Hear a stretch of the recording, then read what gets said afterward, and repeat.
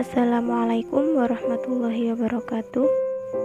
Perkenalkan, nama saya Liva Nur Aminatus Solehah dari Prodi Pendidikan Kimia semester 4. Video ini dibuat untuk memenuhi mata kuliah tradisi dan nilai-nilai kepesantrenan yang diampu oleh Bapak Nurdi SAG MPD. Bab pertama yaitu tentang ketentuan umum pesantren.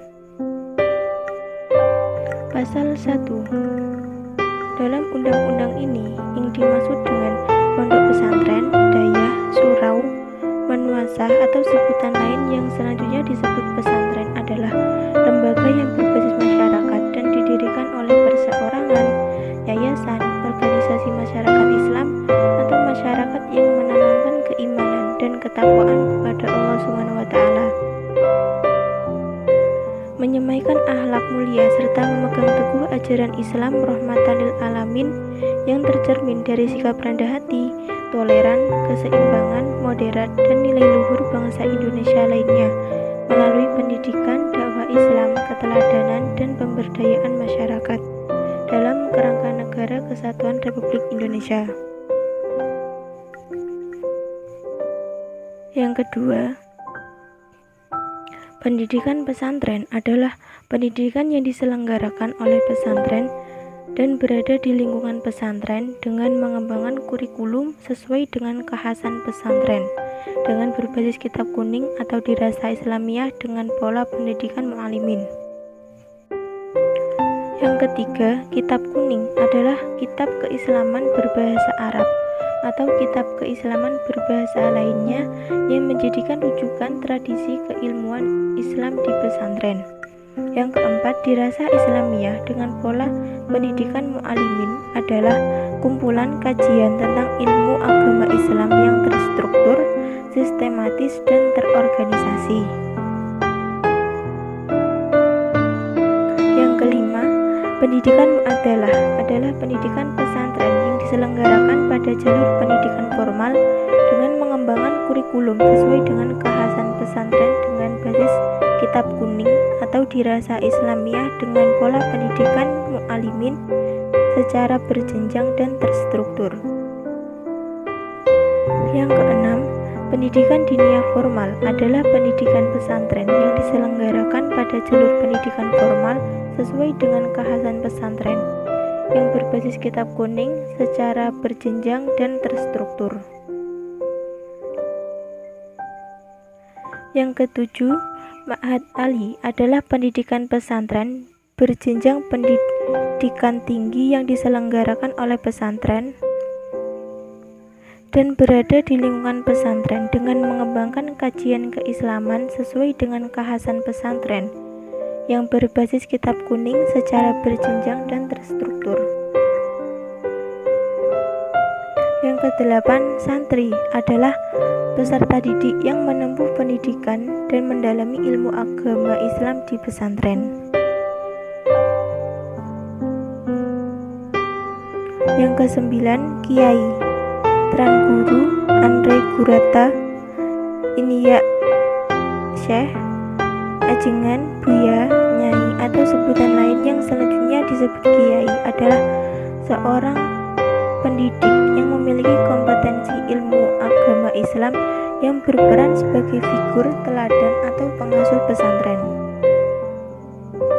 Yang ke-10, Dewan Masyayikh adalah lembaga yang dibentuk oleh pesantren yang bertugas melaksanakan sistem penjaminan mutu internal pendidikan pesantren. Yang ke-11, Majelis Masyayikh adalah lembaga mandiri dan independen sebagai perwakilan Dewan Masyayikh dalam merumuskan dan menetapkan sistem penjaminan. Yang ke-12, pemerintahan pusat adalah Presiden Republik Indonesia yang memegang kekuasaan pemerintahan negara Republik Indonesia yang dibantu oleh Wakil Presiden dan Menteri sebagai mana dimaksud dalam Undang-Undang Dasar Negara Republik Indonesia tahun 1945.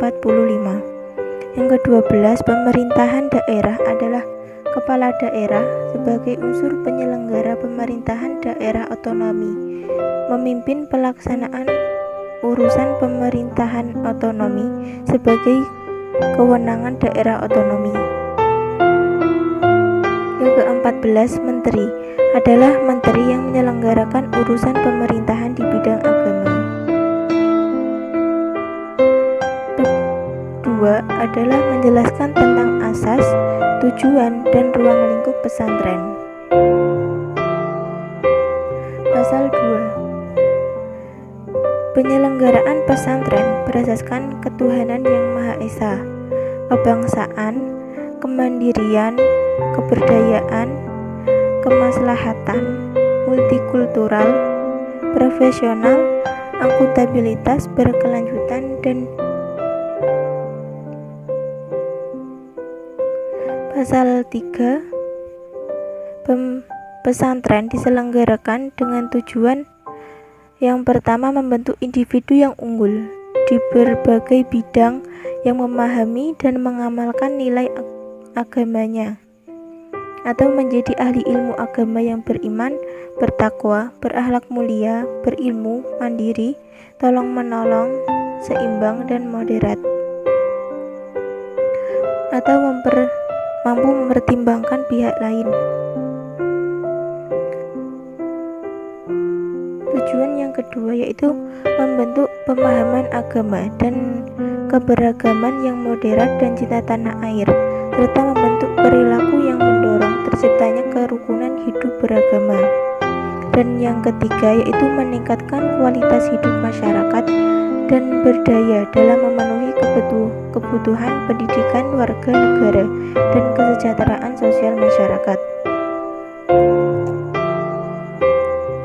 Pasal 4. Ruang lingkup fungsi pesantren ada 3. Yang pertama yaitu pesantren sebagai lembaga pendidikan, di mana pesantren sebagai lembaga pendidikan contohnya yaitu pesantren mendirikan kelompok belajar dan lain-lain. Dan yang kedua yaitu pesantren sebagai lembaga dakwah. Misalnya pesantren dapat juga mendirikan grup sholawat dan sebagainya. Yang ketiga yaitu pesantren sebagai pemberdayaan masyarakat, di mana pesantren menjalin komunikasi dengan masyarakat sehingga dapat memenuhi kebutuhan keduanya.